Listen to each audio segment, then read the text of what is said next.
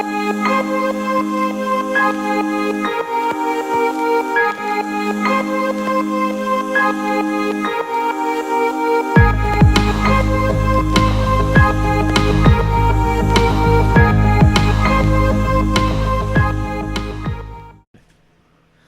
guys, and welcome to episode 12 of Kazcast. So today on the podcast we have David Fox. David is a magician who has had a lifetime interest in magic, but found it really started to come into its own when teaching one of his English classes 16 years ago. Since then, David has gone on to build a business performing magic at weddings, parties and corporate events, and in 2012 performed magic at the Queen's Diamond Jubilee celebrations. Cool, so that's awesome, mate. So thanks, David, for coming on. I really appreciate it. Fantastic. Lovely to be here, Callum. Great to be here. Okay, no worries. Like I say, much appreciated, mate. So let's sort of go back to the beginning if we can, David. So sort of what first sparked your interest in magic? How did it all start for you? Well, I was reminiscing on the car, in the car on the way down the road today. I've always been very interested in magic, but the one thing that really stimulated me was when I was in primary school. Okay. I recall vividly a teacher showing me a card trick. Yeah. And I was absolutely amazed. I was absolutely amazed. Because the first time I had seen something like this in front of me. Yeah. And he went on a few days later to explain how it was done. And it was obviously a very simple little thing that he was doing with the cards, but yeah, that fascinated me. And from there on, I always think back to that. If I can make an audience feel like I felt that first time I saw that performed, that would be a nice thing to do. Yeah, yes, definitely. Yes, yeah. Can you remember what the trick was? I remember it well. Actually, is it one you perform now? I don't perform it now. There's a mentalist called Larry Becker who does it very well on stage. Yeah. But it was so well presented by the teacher that it just blew me away. But of course, when I went and tried it on my mates, they just laughed at me. And my magic was terrible in those days. Yeah. So yes, that takes me back. It was very interesting to think. So you saw the trick, and then so what did you do after that? Did you feel the need to go and buy some books and start practicing, or how did that go for you? Funnily enough, no. I've always been very interested in cards and card magic and collecting cards. Tarot cards I'm very interested in. I don't do any more magic. I only do one effect with tarot cards now because I think the audience likes something that's fairly familiar to them. And sometimes if you do something with tarot or a little bit outlandish, like it can throw. Almost. Yeah. Yes, yeah. I do one effect in my stage show that uses something like that. Okay. But coins as well, I was very interested in coins, manipulating coins. Yeah. But it really wasn't until I started to teach 16 years ago when I thought, hang on a minute, can I make my lessons a bit more interesting here? Yeah. And then I got a lovely reaction off the students. So it went from getting laughed at to a situation where, probably because people were bored out of their wits in the class, they were quite welcoming when I showed them a little bit of magic. In the and how old were these children? Were they like teenagers or were these young children? Well, actually, I was very fortunate, Callum, that I got to work with a range of different age groups when I taught English in France and in Belgium. Yeah. There was a boarding school I worked at in Belgium where we would teach the kids during the day and the adults would come in the evening. Oh, okay. And the incredible thing was I quickly discovered that magic could be used with across age ranges. Doesn't matter. That's the beautiful thing about it. Yeah. You could tweak it a little bit, so you could be doing the same effect, but for the children. But if you could tweak it a little bit and then use it with the adults, so essentially we're all kids. Awesome, yeah. Now we'll go on to that a little bit later if that's all right, about the sort of style and how to pitch it to your audience. That's cool. Okay, cool. That's great. So, who were like your inspirations growing up with magic then?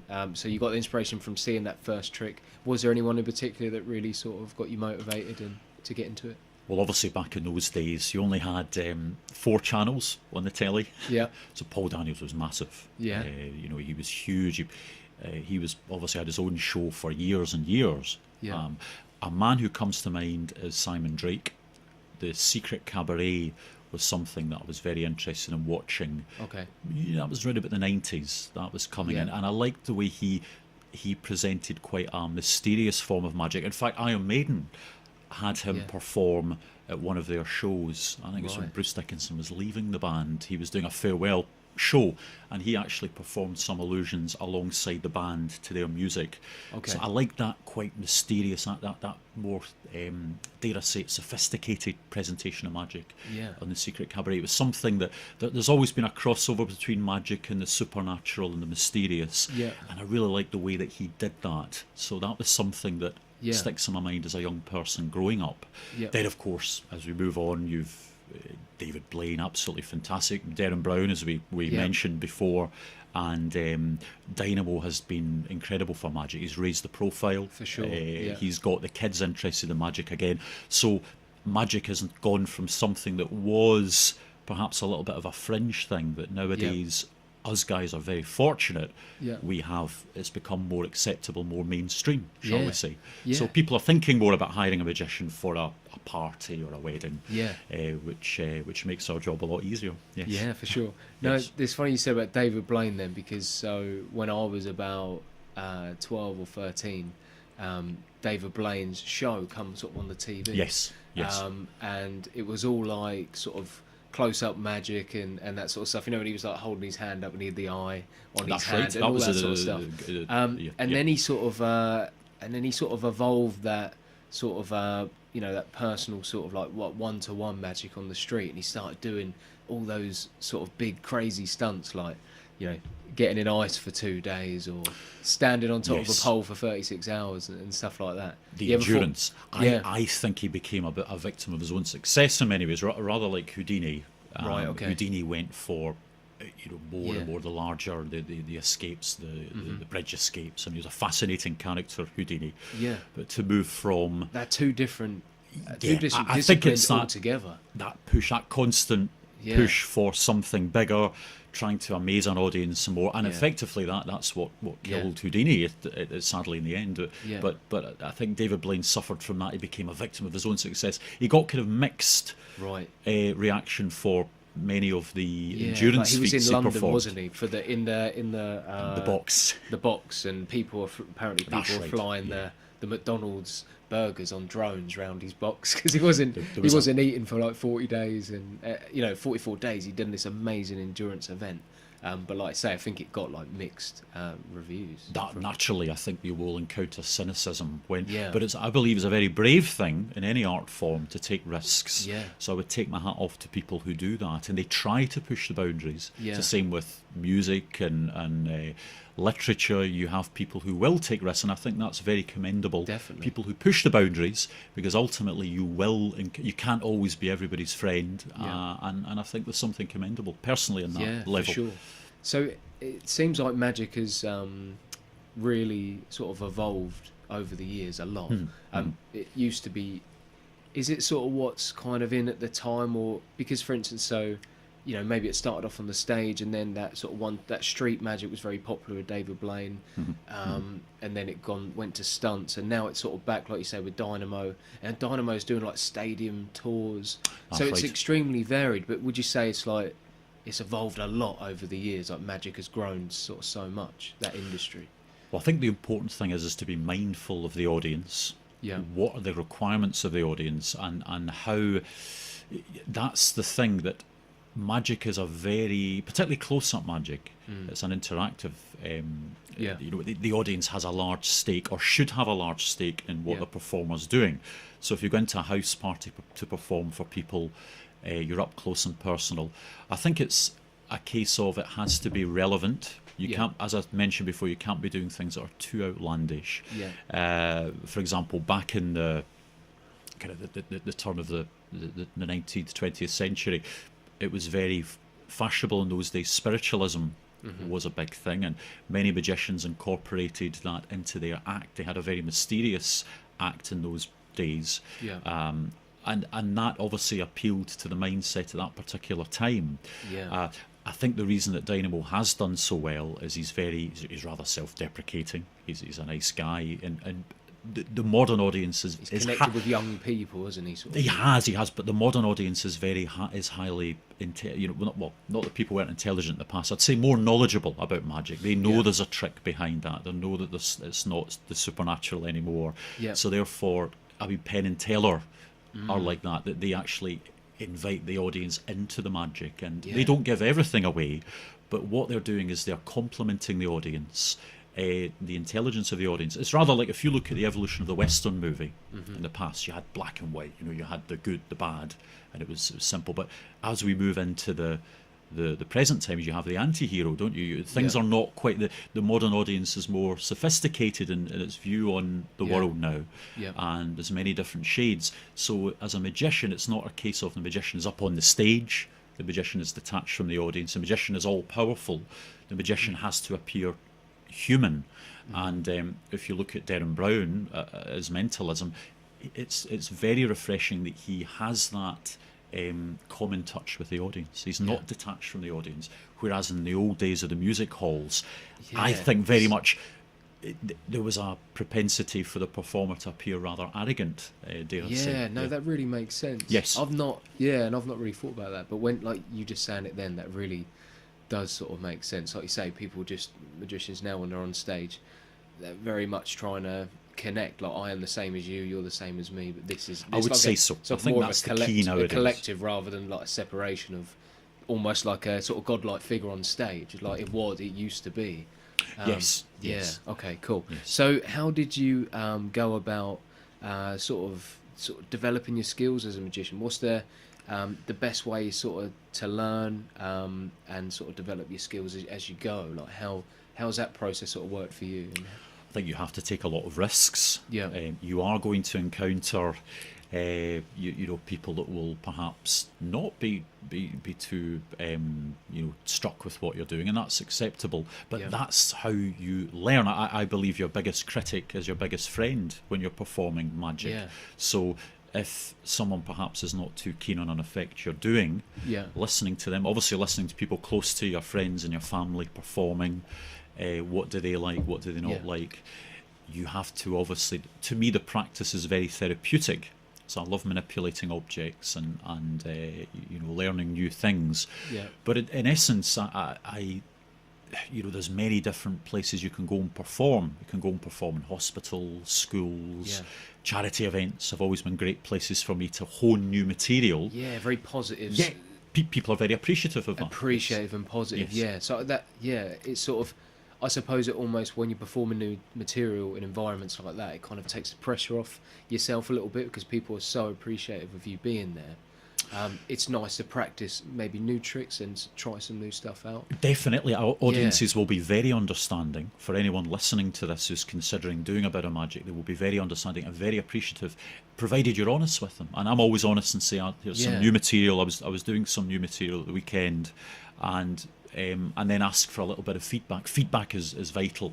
Yeah, very important to talk about how things, if they went well or they didn't go so well. Yeah, for sure. Yeah, exactly. And the thing is, it's like whatever you do and whatever job you have, those, you have to fail to get better.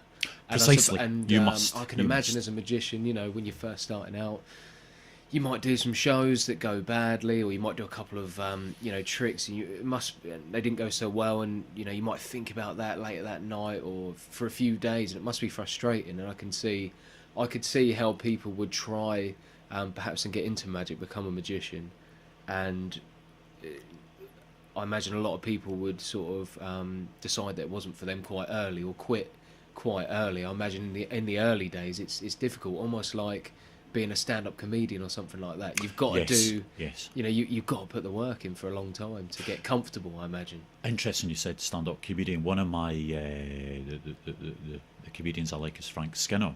Yeah. And I read his biography some time ago. In fact, a very good friend of mine who I used to work with a lot was a stand-up comedian. He now writes novels. He's a very accomplished writer.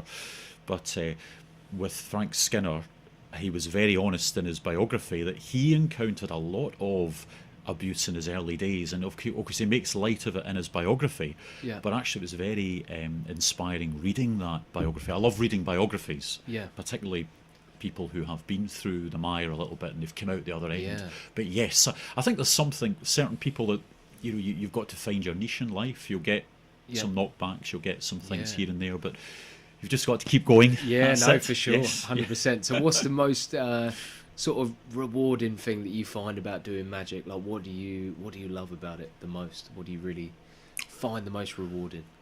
I would say that obviously the reaction of the audience is incredible, but I think, like at the weekend, it was a 70th birthday party, and if somebody, the person who's celebrating their birthday or celebrating the event, is appreciative of what has been achieved, that people have been brought together that night, they've got some good memories. It's lovely when people phone you up maybe several years down the line and they ask you to come back and do something else. So you realise, well, I can't be that bad after all. You know, so that is a very rewarding aspect. Rather like being a teacher when students come back years later and maybe thank you for some help. So that, I guess it's like any job, if the job is performed well and people come back and give you that seal of approval later, that's a massive endorsement. Oh, definitely. It's lovely. That's it's great. Lovely. So that jump then, because that is two different professions, going from a teacher to becoming a magician. I'm guessing you was a magician on the side a little bit first, and you tried to build that up, and then you transitioned into it, and how sort of scary was that jump from leaving teaching and just going all in, or was it an easy decision for yourself to make? It wasn't a conscious decision, Callum. It was a strange situation. Yes, the magic had been. Whoops! I'm knocking things over already. I'm damaging the studio.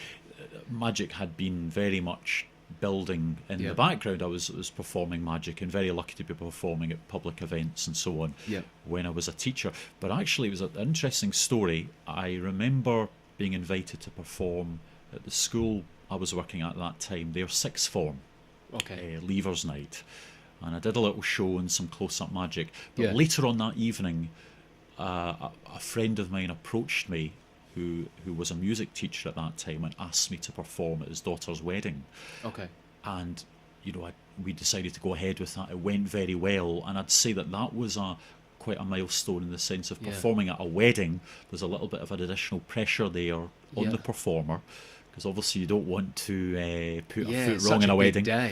Going from maybe working in pubs and clubs to working in a wedding. Jump up. I get that. It's a different strategy, different approach. So that was an interesting transition. And I'm very thankful that Neil asked me to perform at his daughter's wedding all those years ago now, and he actually sent me a little message not so long ago asking me to come back and do something for him this year, which would be lovely, to see them all again. So, awesome. So it's very kind when these people invest their trust in you. That's a lovely thing. Brilliant, great. Yes. So in terms of, obviously you perform at different places, like you said, corporate events, weddings. You might perform at someone's like a party, or like a house party or something like that. So what is your style in terms of when you do your magic, or really is it all about just pitching it right to the audience? But how do you go at the process of deciding on the style to the event that you're doing? How does that process work? But what's your thought pattern for this style is going to be good for this this event? That's the thing, Callum. I think going back to teaching, I was very fortunate coming through that learning process that as a teacher, you must read your class and how they're responding. You can obviously be forewarned in many ways how they're going to perhaps react to something you've prepared, and you will prepare well for what you do. And as a performer, that's your job. But what you must also do is respond on the day. So reading a situation, for example, if people might be a little bit late in the day, so you might have to start off differently from how you anticipated. So maybe some guests will arrive a little bit later. Be adaptable. Precisely, there might be a little bit of disruption. Timings might not run the way you want to. Food might be served at a different time. So being very flexible and having the material that will work in those circumstances. Yes, I might do a show, a parlour show in a house, so I will gather the family and friends round, and I'll do a parlour show of magic. Parlour magic was very popular during Victorian times, and it is a slightly different style of magic, but that can be adapted for close quarters, but also mix and mingle magic, moving around and doing interacting with people and performing effects at particular times. So I think it's very important the contemporary magician has a very broad repertoire of effects. I see myself as a magician who hopefully is true to himself. I'm not going to perform magic which doesn't suit my personality.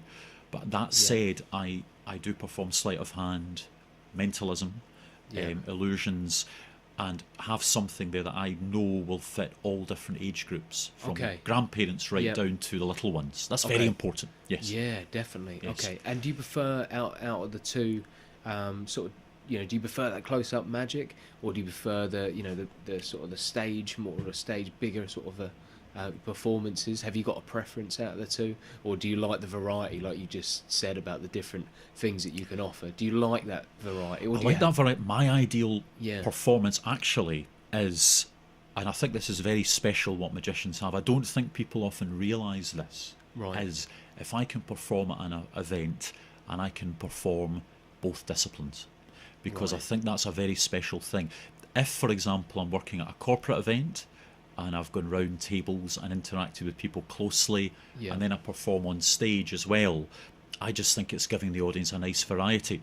You'll have people that will say, I love seeing that performed on stage, I love the show, the fact that the magician is testing himself against the audience, but also like the close-up aspect as well.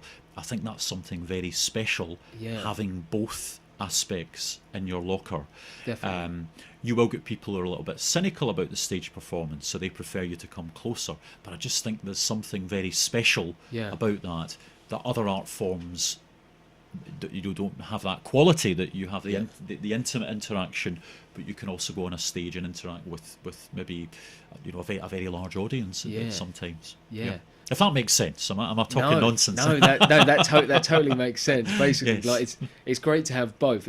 Do you think that people, pigeonhole themselves into one one discipline too much, or do you think for some people that just works because of maybe their image, or their character or their personality? And obviously you can push both, but do you think some people are just geared to one aspect? Well, that's the I think that, there was a gentleman called Pat Page, who a Scottish magician from Glasgow.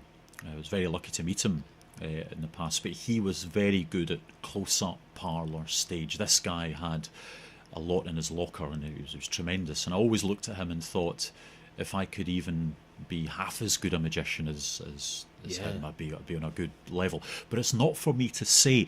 I think, once again, it's personality. We can't dictate or choose our personality. I think with magic, you will have to decide what suits your personality. I know exceptional mind readers and mentalists who have quite an austere, a very serious personality, but they go off and they work the cruise ships and they're exceptional at what they do. They've found their niche. Whereas you have other magicians who maybe feel more suitable, that they only will perform at children's parties, but they're exceptional at what they do.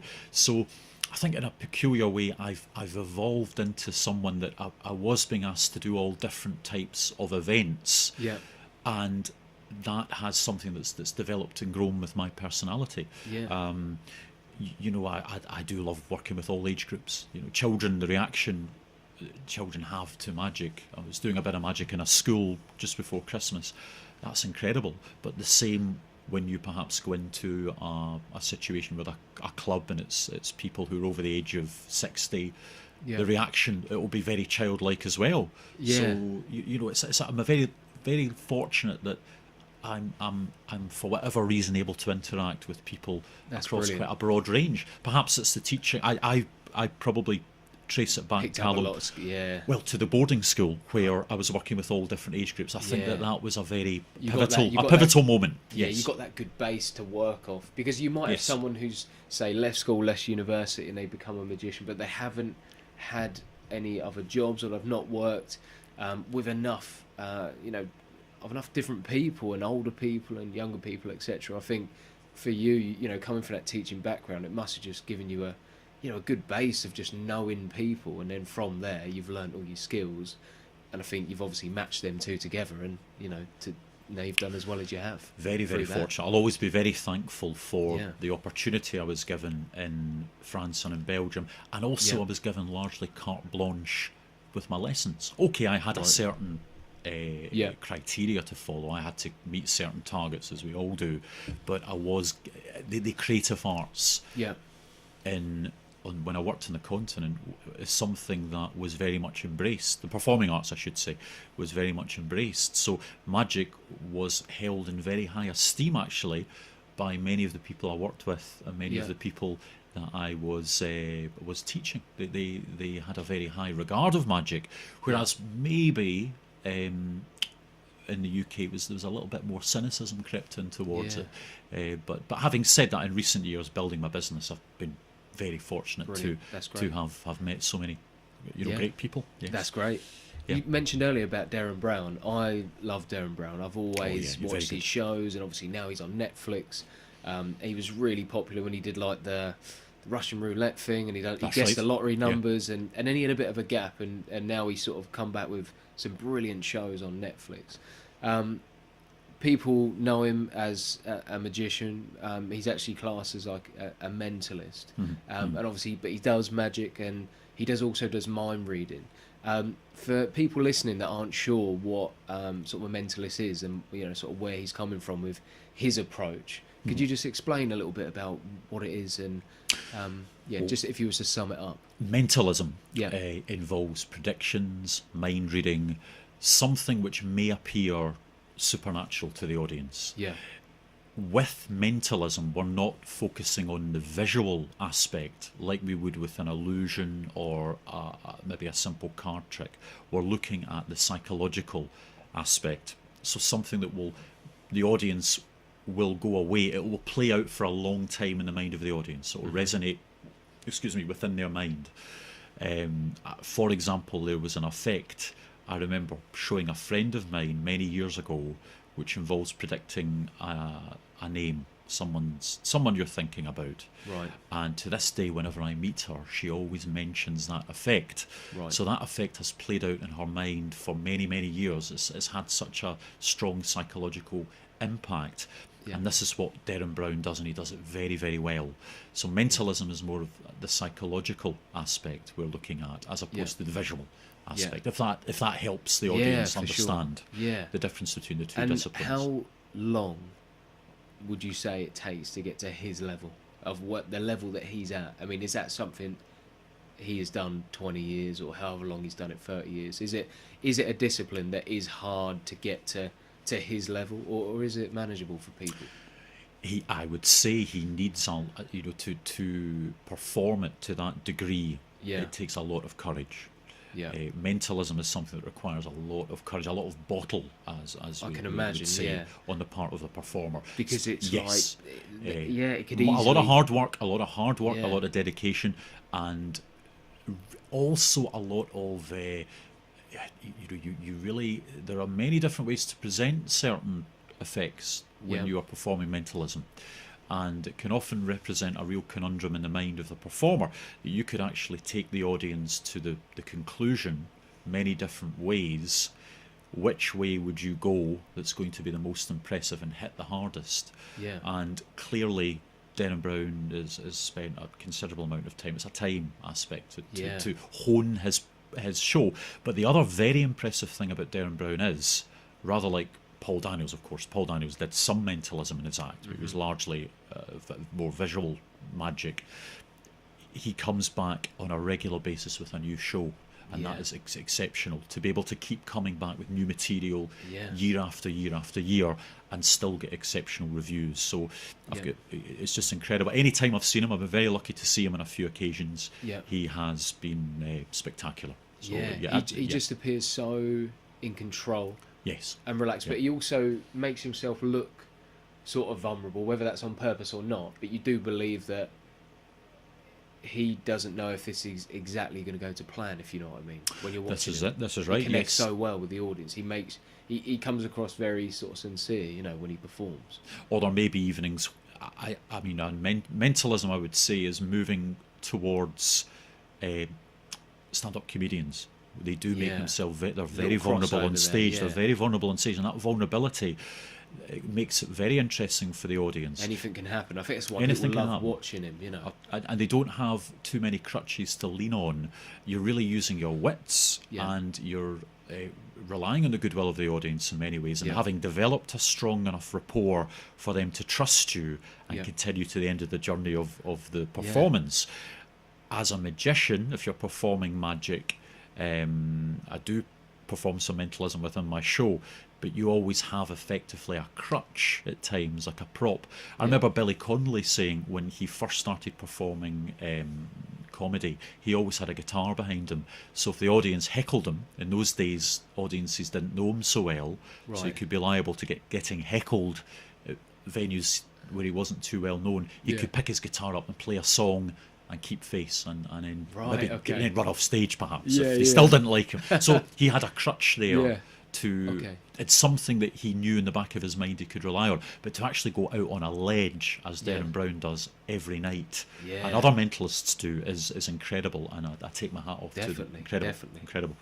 So in terms of mentalism and becoming a sort of, a good magician, how would you say, what is the best way to learn, and how do a lot of people go about learning that process? There are some excellent magic clubs out there. For anyone who of any age group who's thinking of the. Okay, guys, apologies, technical difficulties, but we're back in the game. So I was just asking David before about how you'd go about improving if you got into mentalism or you want to become a magician. How do people? What's the traditional way to to get into that realm and to actually start improving in that chosen field? Well, there's a lot of support out there, Callum. Obviously, the magic clubs, every town has, or the majority of towns now have a magic club where, regardless of your age or your background or whatever, you should go along. They're always very supportive. I remember the Scottish Conjurers Society helping me a lot, a good few years ago, and the Magic Circle, of course. Yeah, I joined that at 13. Did you? But I just didn't carry on. But I remember joining. Well, there's always time to go back. There's always time to go back. I've still got a certificate somewhere. I reckon if I could dig it out. But I remember the Magic Circle. Okay, so there is a lot of support though. Oh yes, I mean other magicians. I'm very lucky to have met a lot of magicians over the years. Sometimes it might be magicians. I mean, there's a chap I met in Brussels when I lived in Belgium who was an exceptional card magician, and people that might just pass through, touch your life for a period who perform magic, and they can give you a few pointers as to how to improve. All very helpful. Obviously watching magic performed, but it's vital that you don't try to replicate another magician. You've got to try and formulate your own style. Your own style. I suppose it's like taking almost some of the best bits that you like of other people, but then putting that into yourself. I think it's only natural as a young person you're going to do that anyway, but emulate that. What you need to try and do, I think, is through time is hone your own style, and because I think people appreciate that if they see that it's something that conforms to your character, and it seems natural, it seems real. That's very important. Yes, cool. Very important. I want to ask you about the mindset and sort of when you go and perform, do you get nervous, or how do you help yourself sort of stay relaxed, and do you go into a particular mindset, or is it about just sort of just being loose and relaxing? What is that process like for you? Yes, I do actually have a very vigorous regime, shall we say. Brilliant, I follow before cool. I perform. I do get nervous. I think, as I said to somebody on Saturday, Callum, if I didn't get nervous, I would give up. I think that you have to be nervous. Yeah, it shows you makes care. You perform. Yeah, for sure. Also, I think that people they pick up on that you are someone who genuinely wants to be there. You're very positive. I think the big aspect of magic is character. You must come across as a very positive character, someone who is going to have a positive influence on an event and on people around you, because ultimately you must be an entertainer. People often forget the science behind magic. They forget that you are hopefully I'm entertaining. I like to think I am. But that is, you must be a very positive person. You get there nice and early. I always do a recce of the event, of the area. The restaurant I'm performing at tomorrow night, I hadn't been there before, so I went there on Sunday night and had a chat with the owner, had a look at the area. And what I can also do is start visualising myself performing in that space. Is visualization way before? Yeah, something you do, something you oh believe yes, in? yeah. Enjoy? I know athletes, and you will know this through your training. That is that will give you an edge, a potency when you perform. It's getting into that positive mindset, and then once Oh your yeah, mind is in that space, you know, you should feel far more relaxed. It's like if that's the someone's magic. doing Yes, you know, someone's nervous of, you know, public speaking, or like you say, or someone does suffers with sort of anxiety, or it could be anything, or like you say, an athlete, like a Formula One driver, visualizing the track, or anything like that. But it is a powerful thing, and it works for people. definitely. I think it comes down to risk. Yeah, If something has an element of risk, why leave things to chance? Try and eliminate as much risk out of that as possible in order to have a very, very positive outcome. Feel confident going into precisely. it. Yeah. You can never do enough work. Back to teaching again. I know I keep going back to that. If the more prepared you were for a lesson, the better the lesson would go. You know, if you go in, you might get away with it a few times. You've got more plan Bs. You've got more backup, and then knowing you've got that gives you confidence in your first initial plan. I guess, you know. Very much so. You can attack it knowing that, okay, well, I'm this will probably go right, but if it doesn't, I've also got other things to fall back on. I would say so. You will get away with ad-libbing to a degree. And I think that you know, sometimes that can be very interesting though when you do go off on a tangent. People on stage performers often talk about that. If something very inspirational comes during a performance, well, why not seize upon that? Don't be so rigid. You're always sticking to and it must feel a game plan. Great when it does go to play. Like, it must feel really good when you haven't planned something, but you see an opportunity, you go for it, and spur of the moment, and it really pays off. That must be a great feeling. Yeah, very much so. Yes, that is something that sometimes things can fall into place. These things often come it's like a cluster effect. At events but once again, I think that is through confidence. Going in with a positive mindset. That sometimes the fortune favours the brave. No, for sure. So in terms of your sort of, obviously you get better through shows that you do, but how do you go about sort of learning new material, new tricks? How do you sort of train? Are you quite strict with throughout your week, like, okay, you're going to dedicate this amount of time to training this week, or how does that look like for you, the actual physical training aspect of what you're doing? Always thinking and working on new material. But I would say that a lot of effects, effect I'm working on at the moment is almost there. I'm quite happy with that. Some effects I start off working on, and then I think, well, maybe it's not me, maybe it doesn't suit my character. Some effects I may return to and tweak, but also the effects that I perform within my show, they can always be tweaked and improved, and I'm always thinking about that. So that is very much an ongoing process. I think in terms of creativity, it can't be forced. There will be days where maybe it's better to do something else rather than force yourself to be creative. It just doesn't work that way. I think sometimes you get inspiration. I do believe inspiration comes from having a varied life.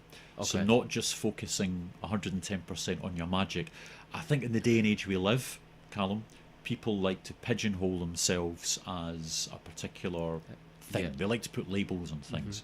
My view on being creative is, if you can lead a very diverse life, creativity comes from the most unusual places. It can come from spending some time in the garden doing a bit of gardening, or it can come from walking the dog, or it can, you if you actually sit in a darkened room and try and force yourself to be creative, it doesn't work. So magic, good magic, can come from a variety of different sources when you least expect it. That's great. That's really cool. Factor X. That's it. Do you, if you come up with ideas, or you're driving along, or like you say, you're doing some gardening and something pops into your head, are you sort of, is your style like write stuff down, write notes, little ideas? Do you record notes, or is that not something you do? I do actually always have a notebook with me. I have a list of things I need to run through. I think being self-employed, you really have to do that. Be very self-motivated. And nowadays, more and more people are moving into the world of self-employment. You have to make sure you don't miss anything. Yes, I do always have a notebook with me. I do write things down. But I think that the other thing with magic is it's quite it's quite easy to get drawn into maybe working on too many effects at the one time. Having a point of focus and even just working on one effect, one new effect at a time. Yeah.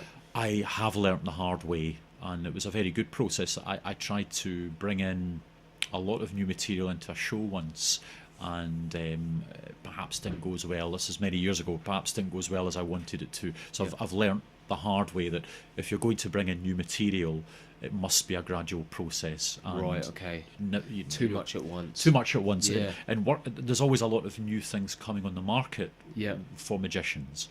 And my view is, don't get a little bit moonstruck there and work on too many things at the one time, because you won't get anywhere. Yeah. You must focus. Having a point of focus is very important. Yeah, definitely. Yes. So if you was to offer some advice to like a new upcoming magician, someone just starting out, is there a few like really good tips that you would offer someone, or perhaps, you know, some mistakes that you've made that you'd recommend that other people don't do, or do, you know, do Well, get I involved would with? say initially, what you're probably looking for is an area of magic that suits you. So you should experiment. There's nothing wrong with experimenting. I mean, I'm not saying that I don't experiment and look at other effects and keep a weather eye open at things which can work, or maybe that haven't worked 10 years ago that I can revisit and bring back in.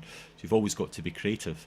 I would say that no, having an open mind and not, you know, just feeling out, but the things which please you the most, and obviously judging from the reaction of your audience, that's the way to go. I mean, I do have a very strong affinity with card magic.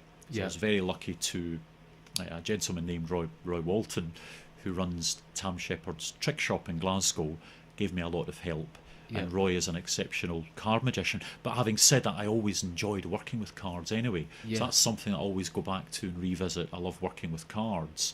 That's not everybody's cup of tea. I know magicians who will perform and they may go the whole evening without even doing a card trick, which is exceptional. They prefer to do other things. But that's not to say they can't do card magic. Do you have a favourite trick that you do love performing? Is there a trick that's like you go to, you like to put that in your show because that's what gets a good reaction? I would say, thinking about that, yes, there is an effect which is a prediction effect, which always gets a very strong reaction, which I love performing. Classic illusions like the cup and ball effect, it's always going to get a good reaction at the end. For sure. And in fact, I was down on Westminster Bridge the other day when I was in London, and I was watching people gambling with the cup and ball effect and people putting money down, and it's a very much the archetypal magic effect. Obviously these were not magicians, these were skilled con men. That's right. Fleecing the public. I could see people putting down £50 notes and losing all sorts of money. So there is something very mythical about that effect that most people will have encountered it at some point. So it's almost like a card effect that it's become very much accepted as part of the magician's repertoire. And the reaction at the end is always lovely. So that's a nice. Actually, all these classic illusions like the rings, rope, they are crowd pleasers. And people have seen these old tricks, but people still love to see them old tricks before, because people might have seen them, you know, on TV, but actually seeing them live in front of you, there's something like special about that. I think so. The old curiosity shop in Blackpool or wherever people went to as kids, and they bought maybe a couple of tricks on them when they were on family holidays. I think there is an element of nostalgia there. For sure. Something that, the crowd pleasers are the ones I like. There may be effects that I do that require a lot of sleight of hand. It might not get the same reaction off the audience. So I always feel that those crowd pleasers are ones that people enjoy, and you can see it in their faces. Clap and cheer, and the ones that I enjoy. Definitely. Yes, that's awesome. Good, cool. So as we're sort of coming to the end of the podcast, could you just remind us about sort of the different sort of services that you offer, and how sort of the best way for people to contact yourself if they've listened to the podcast, you know, would like to book you for an event, or you know, just really enjoy what we're talking about and would like to get in contact with yourself.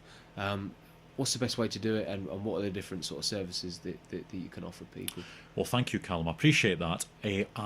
As you mentioned before, I perform all sorts of events: weddings, parties, corporate events, promotions, charity events, fundraisers. So if you want me to customize a package for you, Okay. for your particular event, or if you're promoting something, let me know, and I could even create some magic that will hopefully capture great. people's imagination on your behalf. My website is Okay. www.magician-midlands.co.uk, Yeah. so you can find out a bit more about me there. On Facebook, I go by David Fox Magician. So if you're on Facebook, I'm on there. I Cool. generally update pretty regularly. Yeah. Are you on Instagram?